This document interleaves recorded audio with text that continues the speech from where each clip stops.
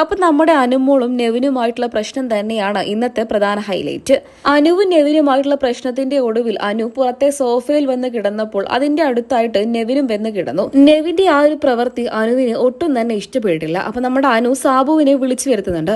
അപ്പോൾ സാബു എണീറ്റ് വന്നിട്ട് ഏടാ നെവിനെ നീ ഈ കാണിക്കുന്നത് ഭയങ്കര മോശമാണ് എന്നുള്ള രീതിയിൽ സംസാരിക്കുന്നുമുണ്ട്. അപ്പൊ നമ്മുടെ സാബുവിന്റെ വാക്കുകൾ എങ്ങനെയായിരുന്നു? നെവിനെ നീ ഈ കാണിക്കുന്നത് വളരെ മോശമാണ് കേട്ടോ. അവരുടെ പേഴ്സണൽ സ്പേസിനെയാണ് നിങ്ങൾ ഈ മുതലെടുക്കുന്നത്. അവരൊന്നും ഇല്ല എന്നുണ്ടെങ്കിൽ ഒരു സ്ത്രീയല്ലേ, കുറച്ചൊക്കെ റെസ്പെക്ട് കൊടുത്തൂടെ. അപ്പൊ നെവിനും പറയുന്നുണ്ട് നമ്മുടെ ബിഗ് ബോസ് വീടിനകത്ത് ഈ പേഴ്സണൽ കാര്യങ്ങളൊന്നും ഇല്ല കേട്ടോ എന്ന്. എന്തായാലും നെവിൻ കാണിച്ചത് പ്രേക്ഷകരുടെ കണ്ണിൽ മോശം തന്നെ ആയിരിക്കാം, വളരെയധികം സാധ്യതയുണ്ട്.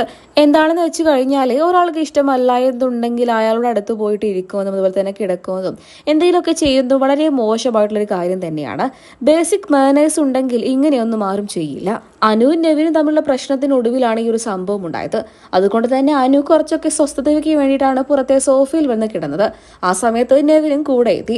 അത് വളരെ മോശമായി. ആ ഒരു രീതിയിൽ തന്നെയാണ് അനു സാബുവിനെ വിളിച്ച് ഈ കാര്യം പറയുകയും ചെയ്തത്. കാരണം സാബു ആണല്ലോ ഇത്തവണത്തെ ക്യാപ്റ്റൻ എന്നുള്ള നിലയ്ക്ക് നെവിനെ അവിടെ നിന്നൊന്ന് മാറ്റാൻ വേണ്ടിയിട്ട് നമ്മുടെ സാബു ഒരുപാട് ശ്രമിക്കുന്നുണ്ട്. എന്നാൽ ഫലമൊന്നും കണ്ടില്ല.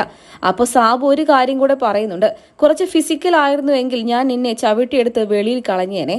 എന്തായാലും ആദ്യമായിട്ടാണ് സാബു ഇങ്ങനെ ശക്തമായ പ്രതികരണങ്ങളൊക്കെ നമ്മുടെ ബിഗ് ബോസ് വീടിനകത്ത് നടത്തുന്നത്. പിന്നീട് നമ്മൾ കണ്ടത് സാബു ലക്ഷ്മിയുടെ അടുത്ത് ഈ ഗെയിമിനെ കുറിച്ചൊക്കെ പറയുന്നതാണ്. എന്തായാലും സാബുവിന്റെ തിരിച്ചുവരവായിട്ടല്ല എന്നുണ്ടെങ്കിൽ ഗെയിമിലേക്കുള്ള വരവായിട്ട് നമുക്കിതിനെ കാണാമെന്ന് പ്രതീക്ഷിക്കാം.